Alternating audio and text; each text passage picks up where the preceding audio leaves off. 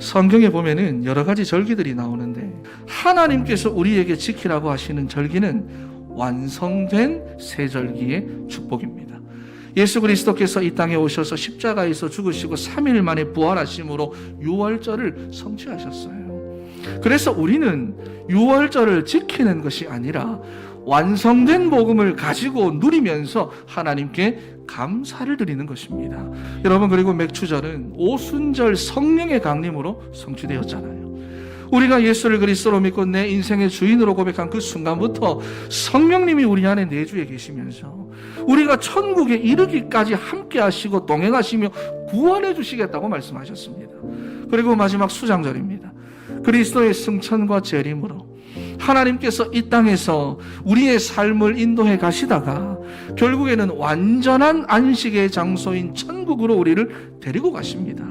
그리고 창고에 이렇게 저장을 하듯이 우리의 미래를 하나님께서 완전하게 보장해 놓으셨다는 것입니다. 그러니 우리 하나님의 자녀들은 절대로 실패하지 않습니다. 첫 번째로 감사하는 자입니다. 우리 본문 15절 말씀, 그리스도의 평강이 너희 마음을 주장하게 하라.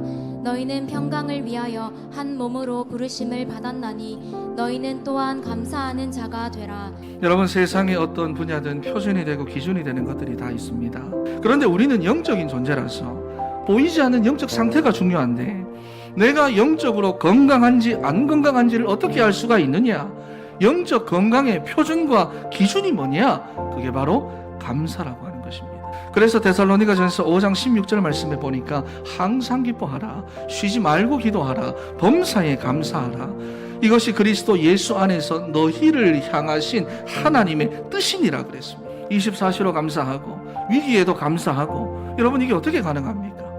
골로새서 2장 6절 말씀을 보니까 그러므로 너희가 그리스도 예수를 주로 받았으니 그 안에서 행하되 그 안에서 뿌리를 박으며 세움을 받아 교훈을 받은 대로 믿음에 굳게 서서 감사함을 넘치게 하라 그랬어요. 여러분 인생에 있어서 감사가 막 넘치게 하는 거, 그거 뭡니까? 육신의 것으로는 여러분 아무리 생각해도 없잖아요. 세상적인 걸로는 없습니다. 왜냐하면은 우리가 하나님의 형상대로 창조된 영적인 존재이기 때문입니다. 그래서 오늘 골로새서 2장 말씀을 보니까 우리 인생에 있어 가면 갈수록 우리에게 감사가 넘치도록 하는 것이 있는데 그것은 경제가 아니래요. 자리가 아닙니다. 성공이 아닙니다. 성취가 아닙니다. 우리가 하나님의 은혜로 예수 그리스도를 주로 받았다는 것입니다. 예수 그리스도가 내 인생의 주인 된 것이 우리로 하여금 감사가 넘치게 한대요. 그러니 오늘 여러분이 내가 영적으로 건강한지 안 건강한지를 어떻게 알 수 있느냐? 내가 지금 구원에 대한 감사가 있다. 예수 그리스도가 내 인생의 주인 되신 것이 나는 너무 감사하다. 그렇다면 건강한 거예요. 그래서 특히나 오늘 본문에 보니까 그리스도의 평강이 너희 마음을 주장하게 하라 그랬어요. 평상시에 우리의 마음을 주장하는 게 뭡니까? 평상시 여러분의 마음을 주장하는 거, 여러분의 마음을 움직이는 거, 여러분의 마음이 향하는 거, 그게 무엇입니까, 여러분?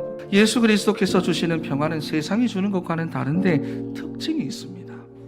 그 누구도 빼앗아갈 수 없는 절대 평안입니다. 그러니 우리의 마음을 땅의 것이 주장하도록 하지 말고 여러분의 그 마음과 생각 그 안에 내 성격과 내 감정과 내 경험과 내 기분이 내 마음을 주장하도록 하지 말고 과거의 상처들이 주장하게 하지 말고 그리스도의 절대 평안이 우리의 마음을 주장하게 하셔야 합니다.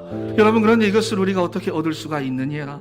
빌립보서 4장 6절에서부터 7절입니다. 아무것도 염려하지 말고 다만 모든 일에 기도와 간구로 너희 구할 것을 감사함으로 하나님께 아뢰라. 그리하면 모든 지각에 뛰어난 하나님의 평강이 그리스도 예수 안에서 너희 마음과 생각을 지키시리라. 여러분, 우리는 그냥 감사하는 게 아닙니다. 우리는 그 감사를 기도로 하는 줄 믿습니다. 그래서 더 이상은 사탄이 여러분의 인생에 틈타지 못하도록 만드세요. 여러분의 인생의 그 수준의 한계에 갇혀 살지 말고 한계를 뛰어넘는 인생이 되도록 감사로 기도하시기를 바랍니다. 두 번째로 복음적 감사 체질입니다.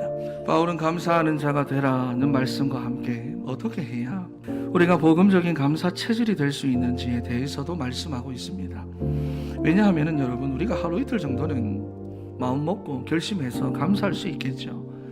하지만 우리의 체질이 바뀌지 않으면, 여러분, 원래 우리 인간이라고 하는 존재는 익숙한 대로 살고 싶어 하기 때문에 내 체질과 습관이 바뀌지 않으면 다시 원래 상태로 돌아가 버립니다. 그래서 첫 번째로 그리스도의 말씀이 내 삶을 주장하게 해야 됩니다. 그래야 우리가 복음적인 감사 인생을 살아갈 수가 있는 거예요. 내가 갑자기 지금 왜 이러지? 왜 이렇게 갑자기 내가 불안하지? 우울하지? 왜 이렇게 잠이 안 오지? 왜 이렇게 화가 나는데 이게 막 주체가 안 되지? 갑자기가 아닙니다, 여러분.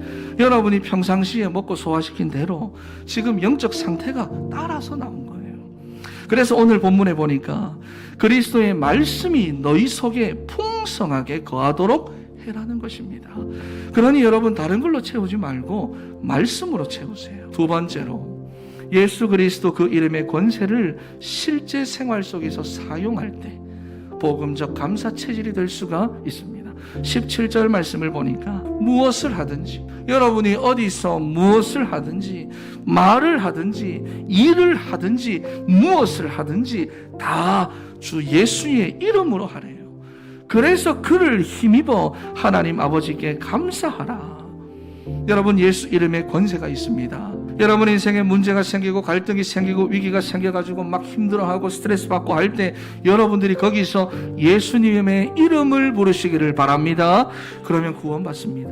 여러분, 그래서 마태복음 16장 16절에 보니까 이 모든 것들을 한 방에 다 넣어놨어요. 주는 그리스도시요 살아계신 하나님의 아들이시니이다. 이 고백 뒤에는 내가 이 반석 위에 교회를 세우리니 성령이 임하시고 운명이 바뀌는 역사가 일어나는 거예요. 그러니 음부의 권세가 너를 이기지 못하리라. 지금까지 우리의 인생과 가정의 주인 노릇을 하던 흑암의 세력이 결박되고요, 그리고 천국 열쇠를 내게 주겠다. 기도 응답의 축복을 주셔가지고 세상에서도 정복하고 다스리도록 우리를 인도해 가시는 것입니다. 그러니 여러분, 고백하시기 바랍니다. 선포하시기 바랍니다. 마지막으로 저를 따라 고백합니다. 감사하는 자가 되자. 복음적인 감사 체질을 갖추자.